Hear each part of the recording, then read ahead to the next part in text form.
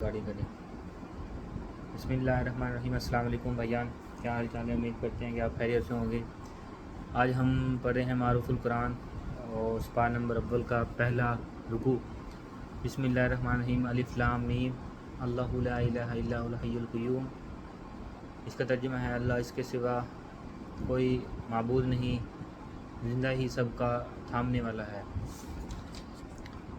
اچھا، اس آیات کا جو رابطہ آیات ہے، یہ قرآن کریم کی تیسری صورت ال عمران کا پہلا رکوع ہے۔ پہلی صورت یعنی طلب کی گئی، اس کے بعد صورت البقرہ الف لام میم ذالک الکتاب سے شروع کر کے گویا اس قبول کر کے یہ قرآن بھیج دیا جو صراط مستقیم کے ہدایت کرتا ہے۔ پھر صورت البقرہ میں اکثر احکامات شرعیہ کا اجمال اور تفصیل بیان آیا، جس کی ضمن میں بجا کفار کی مخالفت اور ان سے مقابلے کا بھی ذکر، کفار پر غلبہ پانے کی دعا۔ اس کے مناسبت سے صورت ال عمران میں عام طور پر کفار کے ساتھ معاملات اور ہاتھ اور زبان سے ان کے مقابلہ میں جہاد کا بیان ہے، جو گویا انصر علی القوم الکافرین کی تفصیل ہے۔ یعنی کہ بتا رہا ہے اس جو پہلی آیت ہے نا قرآن مجید کی، اس میں کیا کیا تفصیل ہیں اور کامیابی۔ اس میں ایک اور اس نے بتایا، اس کے مناسب کون سی دعا بتا رہا تھا وہ؟ کون سی دعا بتا رہا تھا؟ میں تو پڑھ کے بتایا بھی دیا میں نے، ہیں تو کیا سن رہا پھر؟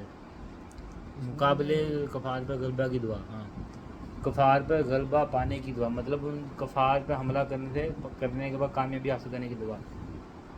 یعنی ہر صورت میں اللہ پاک نے نا دعائیں بھی بتائی ہیں اور دعاؤں کا مطلب ہی بتایا ہے۔ وہ دعائیں بتائی ہیں کس کس معاملات میں کون کون سی دعائیں پڑھنی ہیں۔ اس کا خلاصہ ہے سورۃ العمران کی ابتدا 5 آیتوں میں اس مقدس عظیم کا ذکر ہے، جس کی وجہ سے کفر اسلام اور کافر مومن کی تقسیم اور باہمی مقابلہ شروع ہوتا ہے، اور وہ اللہ جل جلال شانہ کی توحید ہے۔ اس کے ماننے والے مومن اور نہ ماننے والے کافر وغیرہ مسلم کہلاتے ہیں۔ اس رکوع کی اس کے ماننے والے مومن اور نہ ماننے والے کافر وغیرہ مسلم کہلاتے ہیں۔ اس رکوع کی پہلی آیت میں توحید کی عقل دلیل مذکورہ ہے اور دوسری آیت میں نقل دلیل بیان فرمائی گئی ہے۔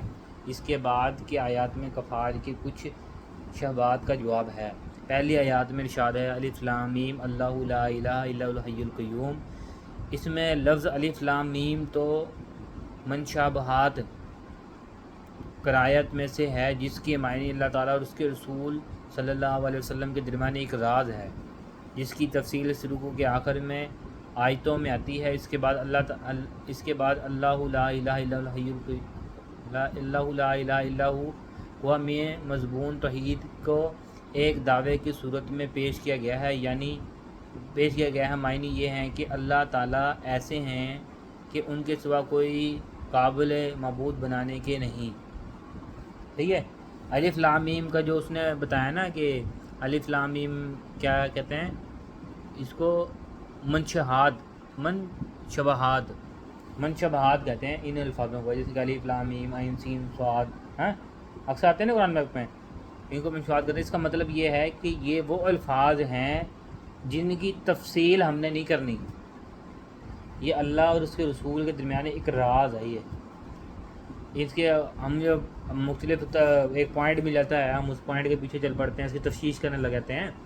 وہ ہم نے نہ اس کی تفتیش کرنی نہ پوائنٹ کے معاملات کرنے۔ تو بیسیکلی یہ الفاظ اللہ اور اس کے رسول کے درمیان ایک راز کے طور پہ ہیں۔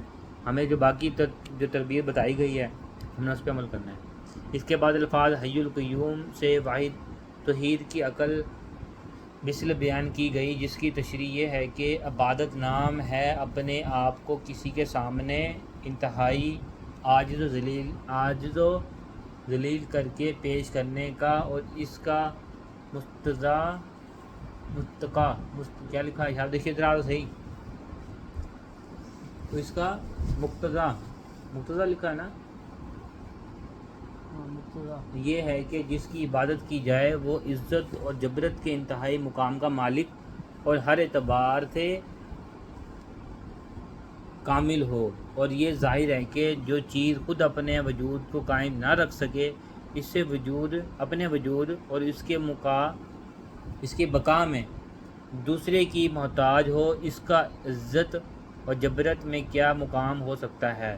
اس لیے بالکل واضح ہو گیا کہ دنیا میں جتنی چیزیں نہ خود اپنے وجود کے مالک ہیں اور نہ ہی اپنے وجود کو قائم رکھ سکتی ہیں، وہ خواہ پتھر کی تراشیدہ بت ہو، یا پانی اور درخت ہو، یا فرشتے یا پیغمبر ہوں، ان میں کوئی بھی لائق عبادت نہیں۔ لائق عبادت وہی ذات ہو سکتی ہے جو ہمیشہ سے زندہ موجود ہے اور ہمیشہ زندہ قائم رہے گی، اور وہ صرف اللہ جل شان کی ذات ہے، اس کے سوا کوئی عبادت کے لائق نہیں۔ اس کے بعد دوسری آیات میں توحید کی نقلی دلیل بیان فرمائی گئی ہے۔ سمجھ آئی بات کی؟ ہاں جادو، بات کی سمجھ آئی کہ نہیں آئی؟ نہیں سمجھ آئی بات کی؟ اللہ کے بندے اتنے آسان الفاظوں میں اس نے بتایا کیا کیا معاملات ہے زندگی، کیا